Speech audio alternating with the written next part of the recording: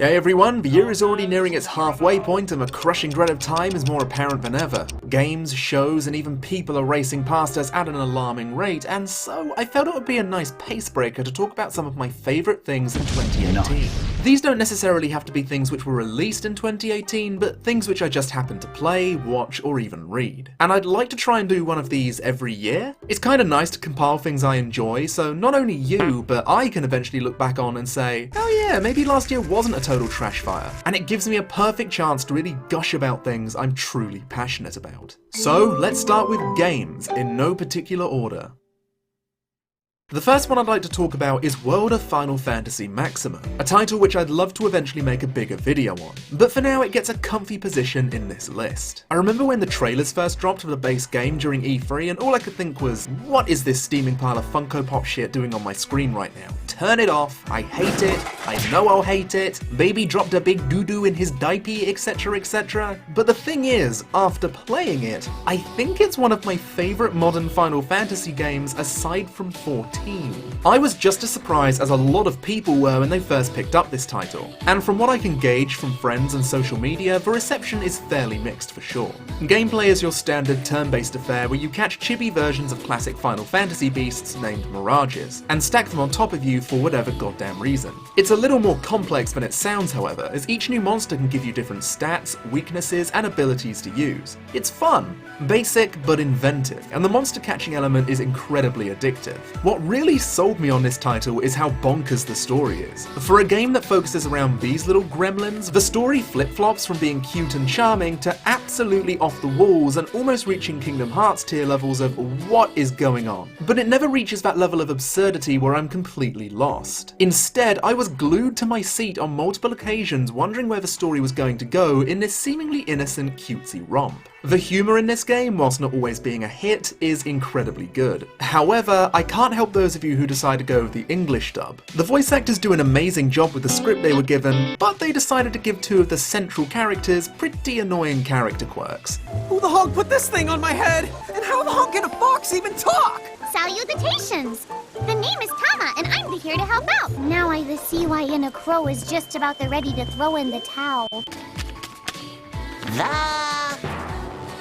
I would rather read the subtitles, thank you very much. There is a fantastic part of the localization, however, and that's some of the monster descriptions, which feel like the translators are legitimately taking the piss. The fact that this got greenlighted makes me so happy. I'm such a sucker for bestiaries, and knowing this one can make me laugh is such a sweet added bonus. I know this phrase is a little overused at this point, but World of Final Fantasy really is a love letter to the franchise, in a way which feels more like a big party than pure pandering. Now, Maxima, the upgraded release of this game which came out in 2018, definitely adds a few nice additions such as extra mirages, extra characters, and a new minigame here or there, but I swear I'm still bitter at the fact that not one Final Fantasy IX character is available to summon, even after the changes that Maxima included. You can even see Garnet in the Maxima trailer, but then she's nowhere to be found in the game. Did they reuse a segment from the mobile game trailer? Where is she, Square Enix? You can't just designate every Final Fantasy IX character to your mobile games and leave us high and dry with the console releases. Stop being mean to my goddamn child. This is the most personal of gripes though, so please ignore me, I'm having a moment here. World of Final Fantasy was such a surprising hit, and hopefully it'll captivate you just as much as it did me.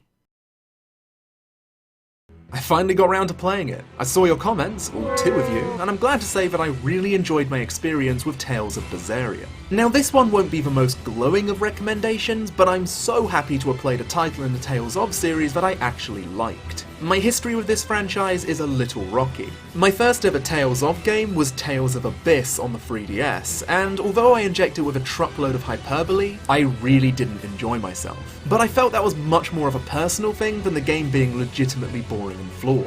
So Tales of Berseria was really my first positive experience with these games, and even got me to buy Tales of Vesperia on the Switch, which is fucking sick and you need to go buy that shit, go go go. The gameplay in the Tales of series is much different than your usual JRPG. In it, you have full control of a character in your party and can unleash various techniques which are mapped to the control buttons. It's flashy, gets the endorphins running, and whilst the gameplay initially starts off slow, as you level up and gain more party members, the fun only ramps up as the different combinations increase. In a similar vein to Maxima, what really grabbed me by the nuts and kept me from getting burnt out was the story. As I've got to admit, edgy protagonists are kind of a guilty pleasure for me, and Dear Velvet over here really hits the mark on that one.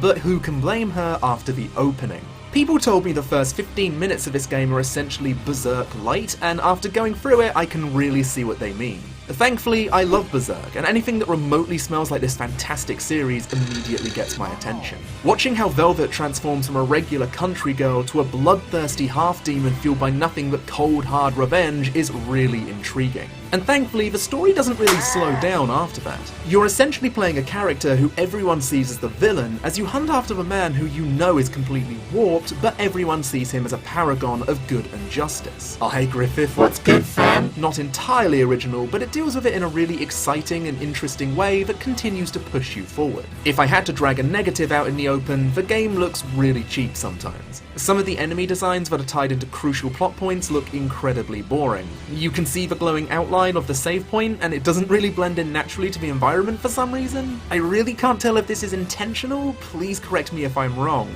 It wasn't the best game I played last year, but the fact I still think about it as much as I do really says something.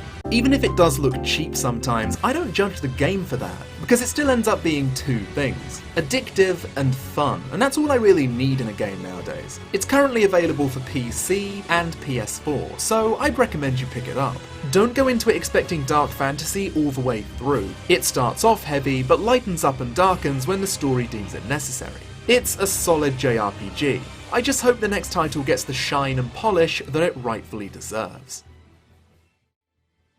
This was to be expected, right? I mean, considering how much I filleted this game in my initial review, but it needs to be said again that Dragon Quest XI is the best game of 2018. It is a masterwork, a pure JRPG that hit all of the criteria I wanted in a modern turn-based game. As I'm recording this, I'd say it's sitting comfortably beside Final Fantasy IX.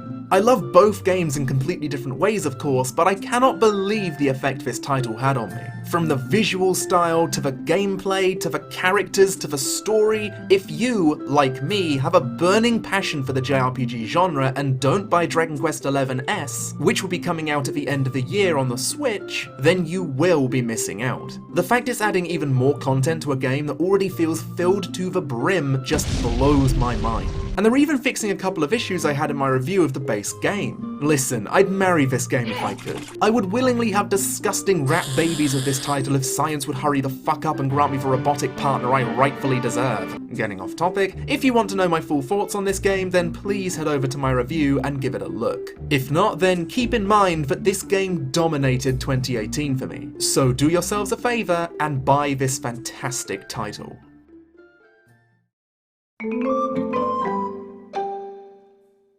At first glance, I really didn't see the appeal of this series, but I did adore the first season of One Punch Man, and this was created by the same author, known as One. Why the hell not? I freed up an evening and binged the entire first season. And I've never fallen for a series harder than I have with Mob Psycho 100. It hit me harder than I ever imagined a series could. The series revolves around a middle schooler named Shigeo, but to his friends, he's known as Mob, a boy who blends into the background of almost every social situation he's in. The catch is, he wields tremendously strong psychic powers, and due to the trauma of injuring somebody in the past with these powers, he lives in an almost constant state of emotional restraint, keeping his feelings locked away behind psychological barriers that he himself has built up over the years. Now juggling his life as a middle school student and working part-time at his job with his boss, someone who essentially runs a scam pretending to be a psychic named Reagan, who always finds himself between being a lovable scumbag and someone who I'd buy not not one, but 2 beers for, he struggles between living out his ordinary life and being a cataclysmic bomb that can be set off when his emotions reach 100.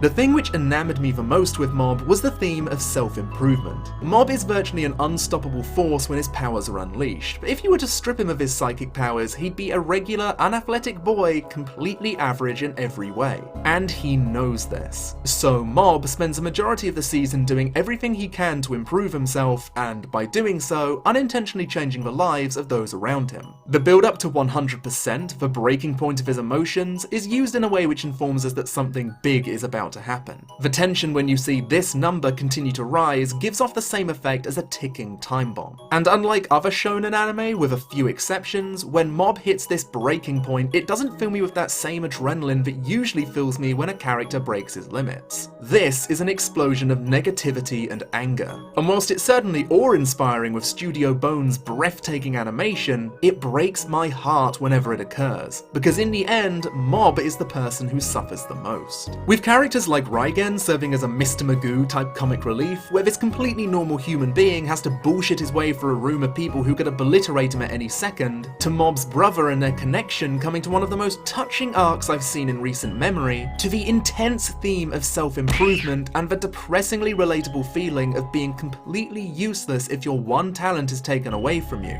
If you haven't watched this show already, then please pick this one up as your next proper binge watch.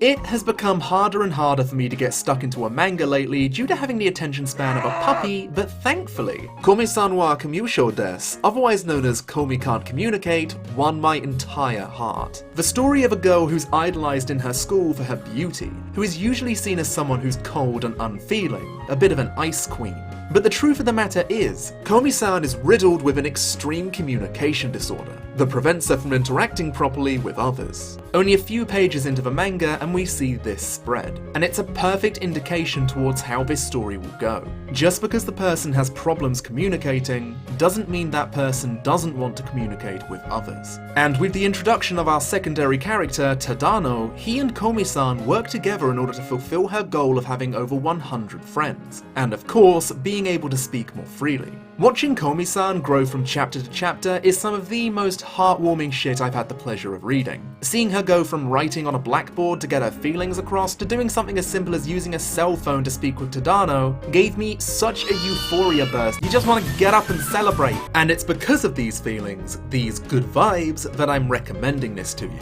I guess if something makes me happy enough to keep turning page after page, then I want to be able to share that gift with the world. And Komi-san is most definitely a gift. Now there are parts in this that I feel are a little out of place, and there's a certain character later into the series who I feel was only created to brew inevitable tension between members of the cast, but other than that, it's a really solid read if you've had a miserable day and you just want to inject a little happiness into your last remaining hours, before sleep overtakes you like the inevitable mistress she is.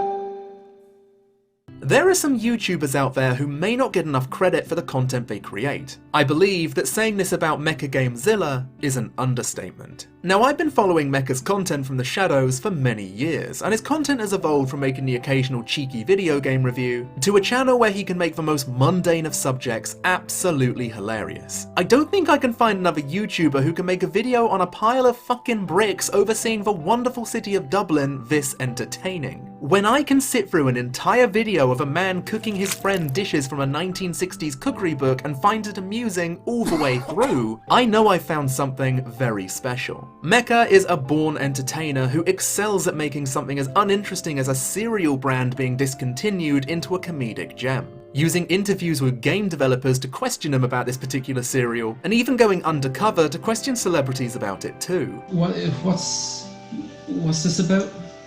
The definitive edition of Divinity Original Sin 2 is coming to PlayStation 4 and Xbox One on August 31st. It's an isometric RPG. Cool. And do you remember Start Serial? No, but what I do remember... It's that one. Yeah, I would love to see this man flourish on this platform, so finding his channel down in the description and giving this boy a big juicy subscribe would be brilliant. Before we move on, here's a small clip from my good friend Paperbag Animator. He animated a segment from Mecha's podcast, The Mean Bean Machine, and it's another great example of the type of shenanigans you'll be getting yourself into. Do you want to do all the Final Fantasy games now? 6, that's when they brought in the evil was like a clown, is basically the Joker, and he's like, the clown goes, I've had it up to here. I've had it up to here with everything. So that's got to go.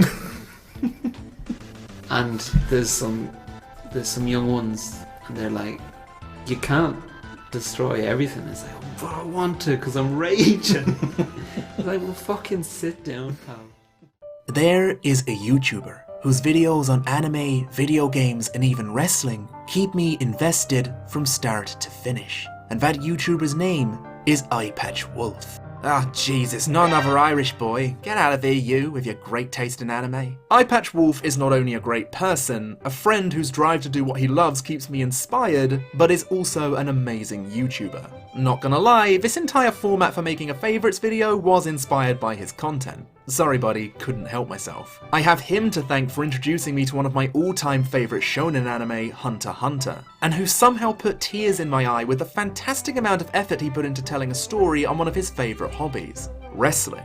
A topic I thought I'd never be interested in, but after watching his video on the Golden Lovers, I can really see the appeal towards it now. From his soothing delivery to the editing and research that goes into every video, there's no shock whatsoever that his channel is doing as well as it is. It's the kind of thing where the second you see a notification, you slap the kettle on, brew yourself a cozy drink, and allow yourself a cheeky Eyepatch Wolf break. If you enjoy amazing videos, mostly focusing on anime, but with the occasional curveball thrown in to spice up your timelines, then go subscribe to the good boy, and please enjoy his content. If you were to ask me if there's someone's content out there which I watch on repeat until every word is burned into my memory, then Bmask would be that guy. In a similar vein to Mecha Gamezilla, this is someone who I strongly believe deserves triple the amount of subscribers he has at the moment. Juggling a mixture of summary, review, and comedy to create some of my favourite content on YouTube. I've said it before and I'll say it again, but Bmask is legitimately my favourite YouTuber. From videos covering the Sly Cooper series, A Hat in Time, to completely different topics surrounding the musical theory in Hercules. I'm so sorry, I know you were expecting something more exciting perhaps, like video games and sick BMX stunts. Yeah boy, tricky! And the goddamn Gem cartoon. How does it feel to be famous? I remember how it all began, with the unexpected death of my father. You would be missing out if you didn't give this guy a chance. So please, if you're looking for someone who diversifies his content in a way which is engaging and fun every single time, go and subscribe. I guarantee you his work is fantastic. And last, but certainly not least.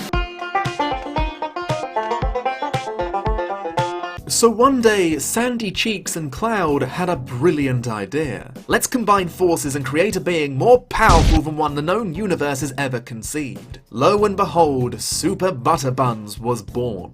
But due to her overwhelming power level, she was banished to the YouTube realm, you poor bastard. Super Butter Buns is the type of creator that can fill me with beans even if my mood is considerably low. High energy and isn't ashamed to inject that energy straight into her videos. Buns is most well known for her For Beginners series, informative little chunks which fill you in on a healthy portion of a series or character whilst keeping a good balance of humour and information. And then there's Aha, a spicy projectile that bursts and causes damage over time, so just one snap can cause some serious carnage.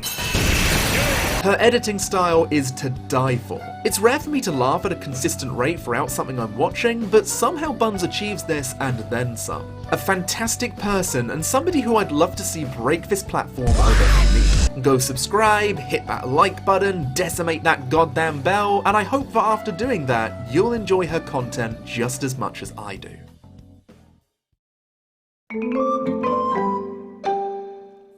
Alright, so this bit's gonna be a bit strange. Just kinda talking about much of a script, so I apologise if I come across as more of a goober than usual. I don't think I thanked you all yet for 85,000 subscribers. It really doesn't feel real at this stage. It's very out of this world, and I guess I'm still trying to keep myself from being terrified at the sheer magnitude of those digits. I want to continue making content for as long as I can, especially things which revolve around JRPGs or things which relate to Japanese media. It's just crazy that after all of these years, my passion for them hasn't really died down at all.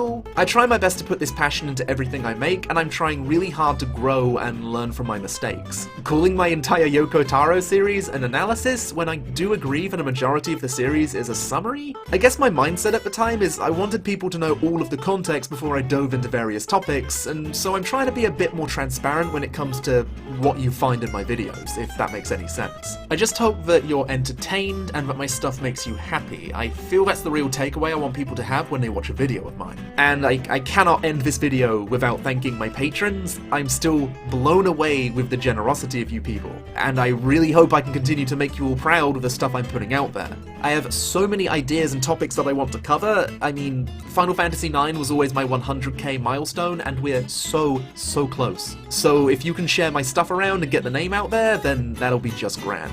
Obviously, subscribing is the good shit, but I hate having to say click the bell, because you actually have to jump through hoops to watch someone you enjoy nowadays. It's very silly, but if you want updates as to when my videos are coming out, then that'll be your safest bet. Thank you again for watching my channel. If you want to support me outside of YouTube, then my Patreon link can be found down below. I also have a Twitch channel where I can really let my hair down and be a silly dumb boy, so the link to that can also be found down below too. I'll see you all in the next video, whatever that may be.